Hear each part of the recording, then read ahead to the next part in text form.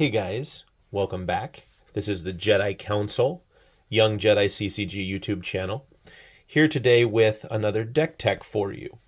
This one, though, is going to be a deck tech with all Decipher cards legal. So basically, I have a gauntlet of decks constructed for the final meta of the Young Jedi CCG.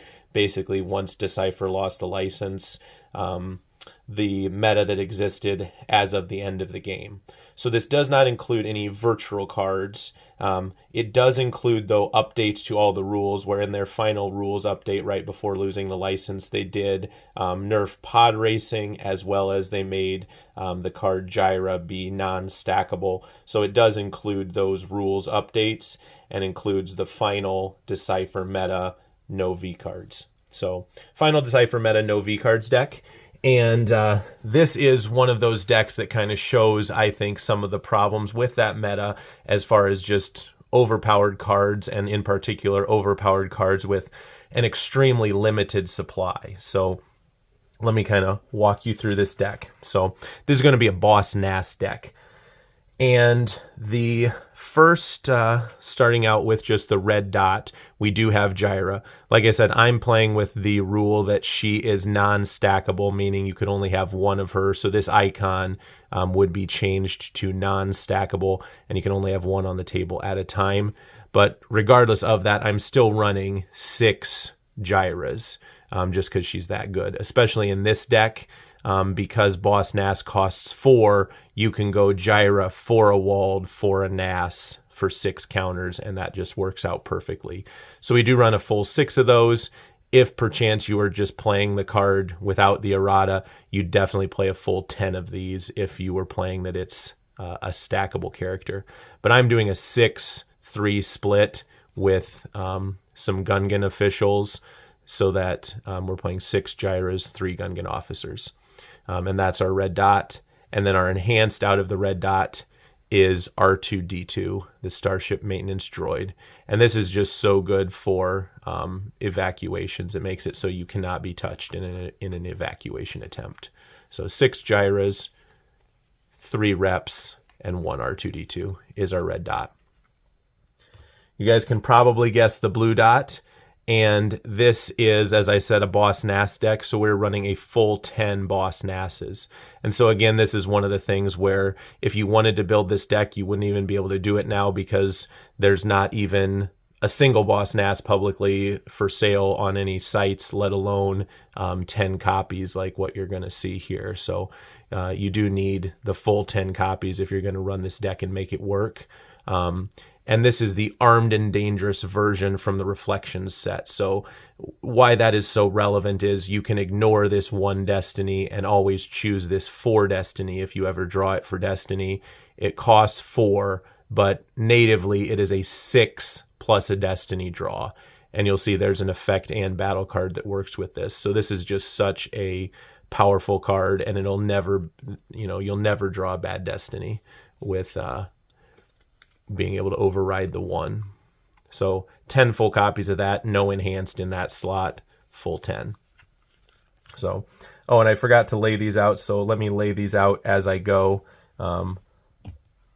Put those in our blue dot slot here, and let me grab the Gyras here.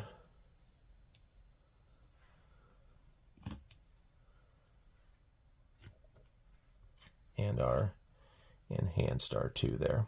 So there's our red dot, blue dot. Then green dot, as I said, Walled is a key character for us here. So we are running 3 Walds. I like to run the Reflections foils, guys, because I like to pimp out the decks. But he is very key because he will get you your Boss Nasses. And like I said, you can go Gyra for a Walled, for a Nass, and still be in your 6 counters. So that's a very critical card. You can get any character out of your deck with that. Kitzer actually is not very good in this deck. He's kind of a throw-in 1 copy. He can get your holdout blasters that you'll see next, but because our main character is equipped with weapons, this doesn't really do us any good because it's only a weapon card. An Armed and Dangerous character is not considered a weapon card, so you cannot get Boss Nass with that. Who is critical, though, is Ami 2 copies of that because that gets us our starship. So that's very critical. So if you have like Boss Nass plus Gyra in your hand, you can go Boss Nass and then Gyra for an Ami, and then Ami will pull any starship. So just very good card for when you have unique characters that you need to evacuate. Ami will just pull your starship to put into your hyperspace pile.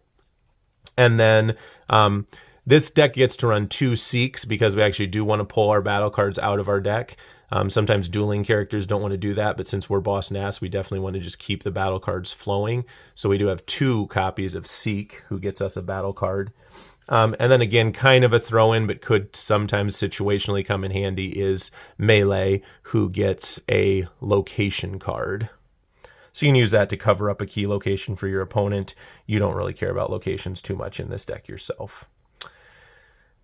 Then one more R2-D2 Starship Maintenance Droid out of that dot there as well. So pretty much a variety of Anakin's friends is how you could describe the green dot. Then our orange dot for weapons, we do run 9 holdout blasters and 1 R2-D2. So the holdout blaster is fantastic for 2 reasons. 1, it costs nothing. You can just slam it down on the table and just cycle through your hand. And 2, it's a 6 destiny. So again, just keeping that overall destiny so insanely high. You don't really care about them, so you can just team this up with like a Jira or an Ami or whoever to keep them alive. Although I will say sometimes if it's Jira, you just want her to die anyway. Gyra Wald, you want to get those guys off the table. But some of the other people, if you want to actually try to win fights against other scrubs, you can throw one of those on there. But mostly these are just 6 destinies that you slam down and cycle your deck with. So a full 9 of those, and then again 1 R2-D2 Starship Maintenance Droid. So I'll throw down those holdout blasters, and then we're up to 3 R2-D2s. Then again, the battle card slot is where you see some, again, the true power of this deck. You see Gunga City plus Gungan Energy Shield.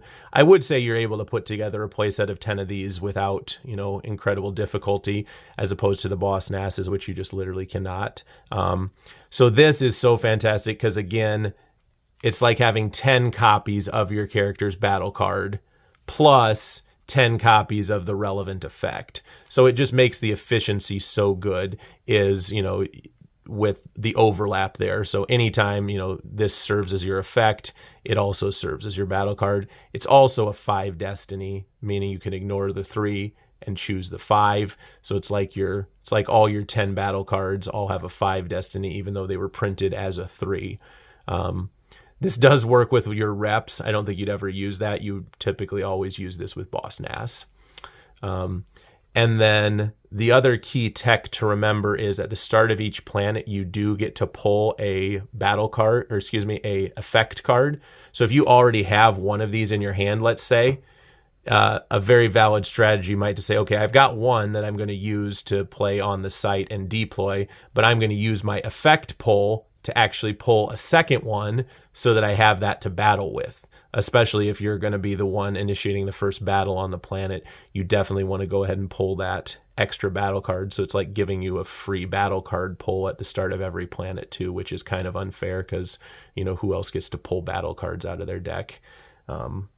So again, full 10 copies there of the Gungan Energy Shield / Gunga City. So that's also what makes this deck unfair. And if you're looking at the destiny here as we lay it out, your red dot's all 5s, blue's all 4s, green is a mixture of 4, 5, 6, orange is all 6, yellow is all 5. This deck is just insanely high destiny. And then we get to our purple. In this era of the game, you can pretty much get by with running just 3 transport ships. These transport ships will never die if you have an R2-D2 on it. You will be a 6 power, plus 3 for the text of the ship, plus 2 for the text of R2-D2. So you'll be an 11 power, which means you beat even Darth Maul's Starfighter drawing a 6. So that is insane. And so you're pretty safe. And again, pull these with your Amis. Use Jira to pull Ami, to pull Amidala's starship is going to be your first play. And then it also does help because you do have some escort ships then to help block and keep the starfighters away from you. You play your own starfighters. We do play Bravo 1 just because it's so statistically good. And then a pair of Naboo starfighters. So that's our space package, is the 3 starships, 3 starfighters, 3 transport ships. And for locations, we just play 1 of every planet as typical. Mos Espa, the Galactic Senate, just for the 5 destiny there, and the battle planes again for the 5 destiny, and then R2D2 maintenance droid. So there is closing out the rest of the deck.